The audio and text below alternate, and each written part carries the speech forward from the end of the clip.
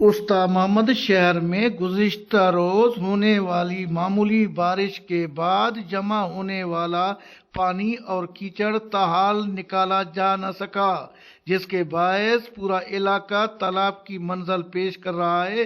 हैरान कुन अमर यह है कि ये सूरत हाल किसी अंदरूनी गली या लिंक रोड की नहीं, बल्कि जन्ना रोड जैसे मरकजी शहरा की है। देखें, 2 दिन गुजर जाने के बावजूद भी बारिश जितने 2 घंटे भी नहीं चली होगी, लेकिन 2 दिन गुजर जाने के बावजूद भी तमाम जो रोड हैं शहर के, रोडों की हालत बिल्कुल ख़राब है। जना रोड एक दरिया का झील जैसा मंजर पेश कर रहा है। और इससे पहले सरकारी रोड जो है, जिसमें तहसील का दफ्तर है, डीसी का दफ्तर है, एसी साहब है और म्यूनसिपल कॉरपोरेशन का अपना दफ्तर है, वो रोड भी बिल्कुल पानी में डूबा हुआ है।